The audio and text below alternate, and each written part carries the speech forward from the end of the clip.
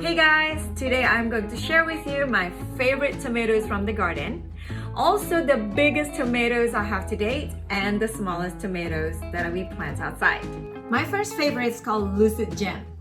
Now, it's not because of the name, but I actually have to admit, when I first saw what it's gonna look like on the package, I just intrigued. Color is amazing. I just have a good feeling about this one. And true enough, once we harvest the tomato, we love it. This is what they look like.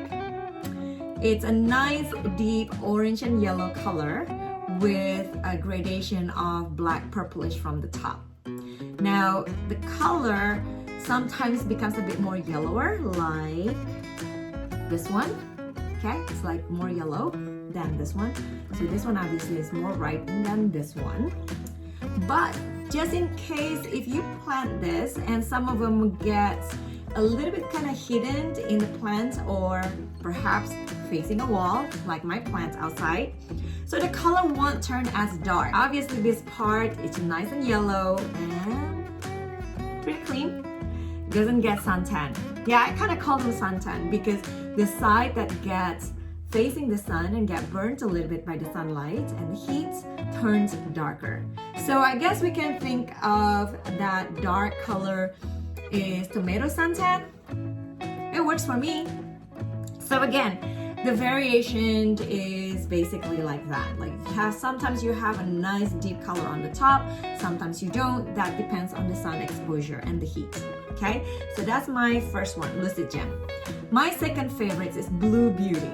From the ones that germinate and grow to be a nice plant, we enjoy a nice harvest of pinkish tomato with a purplish blue suntan on top. So this is what it looks like. So the bottom is gonna be nice and pinkish as opposed to like a deep red. And the top, if you see it in the sunlight, gleaming more of a purplish color. So not exactly like blue like the blue sky, but it's more like a purplish blue on the top. And same thing, the variant would be if it doesn't get enough sun, so it doesn't get enough suntan, so the color would be pale, but it still has that, sometimes you get that streaks of that suntan right there. Otherwise it will be nice and pink color like that. So this one get a little bit more suntan obviously than the other one, and this one get half and half. Yeah? All right, so that's Blue Beauty. Moving on to Black Beauty tomatoes. Now, in the beginning, I have a difficult time separating the Black Beauty and the Blue Beauty until I figure out, oh, this one is more pink, the other one is more red. So let me just show it to you guys. I have two that I picked, and in Black Beauty, the suntan is more prominent. Somehow they just get darker in the sun or even with a little less sunlight. So the top obviously is going to be more prominently black, like really dark. I wouldn't really say like a black color, but it's definitely really deep purple color. The bottom is going to be a bit more redder, kind of more towards like a deep pink color. They don't really get red like a Roma tomato red. So definitely a deeper color pink, more towards that red. So same thing with this one. So as you can see with the black tomatoes, the suntan really kind of goes almost all around of the tomato itself. All right, so that's my third favorite. Let's see. I do like Brandywine Black, although it's kind of interesting because even though the name is Brandywine Black, they're not really black. Doesn't even have that suntan. What's up with that?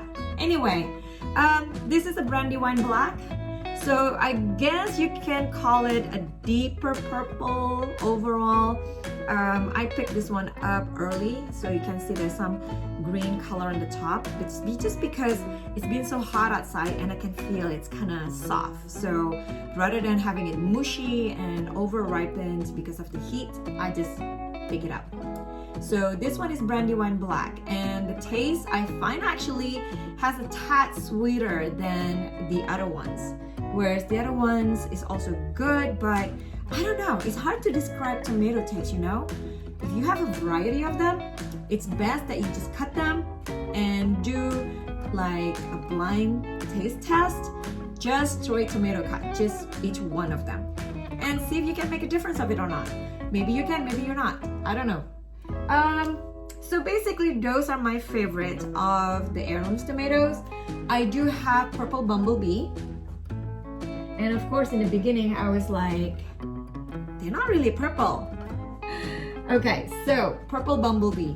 They are more in the cherry tomatoes family, I think.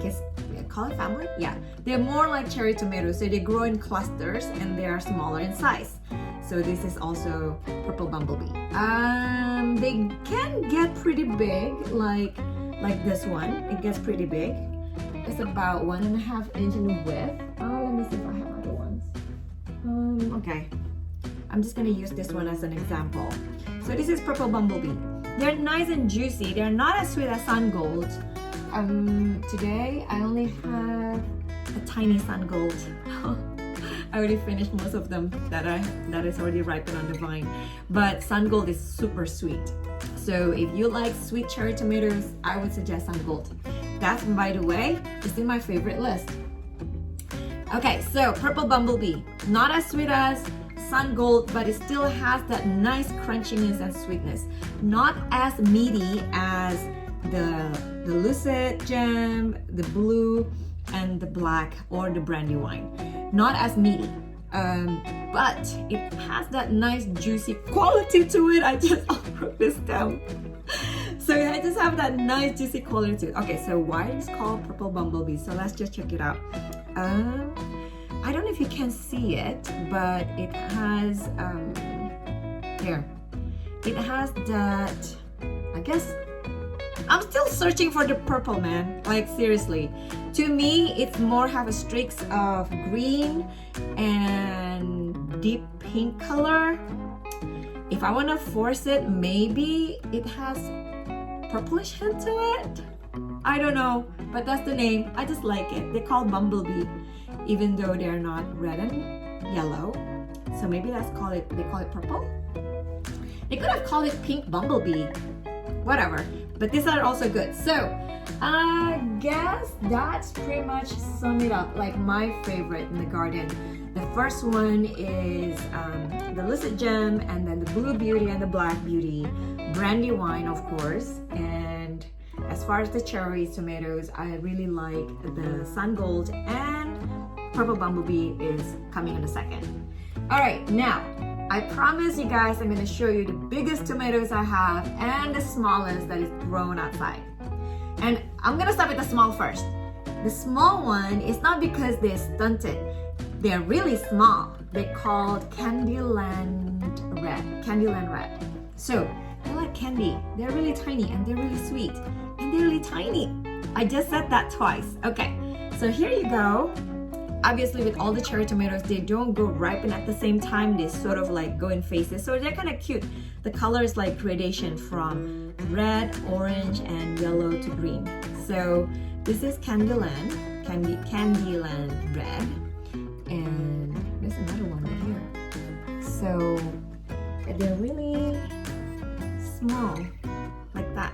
Anyway, so this is Candyland Red. So they are very tiny. I don't know if there's any other smaller tomato than this one. They are cherry tomatoes, obviously they grow in a cluster. Now I'm gonna show you the biggest one I got. Last time I have an old German that is quite hefty. I already ate that old German and they're really good. And the other old German, I actually gave it to a good friend of mine. So I want him to taste it and share it. And I wish I have the old German. The meat of the tomato, so meaty. It's like a lot of solid mass in there. That's why it's really heavy. Barely any areas for the seeds. It's just like kind of like on the top part of it. Very little. I tried to get some seeds. I don't really get that many because it's just so dense, so heavy. So anyway, so that's old German. Unfortunately, I don't have it right now, but I already posted on Instagram. So the biggest one so far, and it weighs 1 pound and 6 ounce. 1 pound and 6 ounce. It's actually not old German. It's actually one of this beauty. It's the blue beauty. I guess when it grows like a ball. Look at this. I almost smell like, is this one tomato or is this 1, 2, 3, 4? Is it 4 tomatoes in one? Or is it really one? But it actually, honestly, I don't know. But they are just connected together like this big ball, like that. And they're all connected. See? So this beauty weigh 1 pound and 6 ounces. It's like a ball. So weird. And I just want to compare with this tiny one. So looking forward to enjoy this one, by the way. Runner-up, the second heaviest one. So let me think first. The old German that I weigh, it was 12 ounce. It was 12 ounce. So this one, the first one, this big one is 1 pound and 6 ounce. And this one, this Brandywine, is actually, oh gosh, I forgot, 15 ounce. Almost make the cut, man. Too bad. Almost, very close. All right, so it's just 1 ounce shy of being a full pounder. So it's actually 15 ounce and 7/8. So 15 ounce and 7/8. It's only 1/8 left. So, but not quite make it, but it's still big and hefty. So there you go, guys. I have from the smallest to the biggest and heaviest, and to my favorites, which are the blues, the orange, and the black. And that's it. I hope you enjoyed the video. I hope you find it informative and entertaining. And if you do, please follow my Instagram page, my Facebook page, and pretty soon I'm gonna have my own YouTube channel, all under the same name, HusbandToFeed.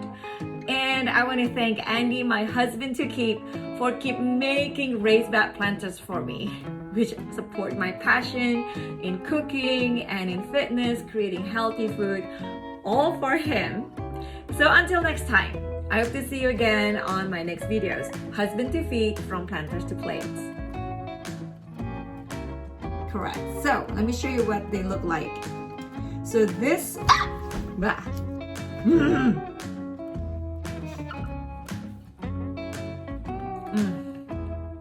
so sweet, so sweet.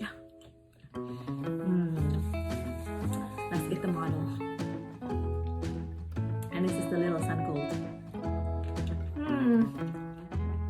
But compared to this one though, the Candyland Red, this tastes like sugar. It's crazy. Tastes like candy. Why can't you all mature at the same time? So I can eat all of you, not just 2. Well, I have to pick this early for the video. Alright, I'm gonna share this too with Andy. Bye!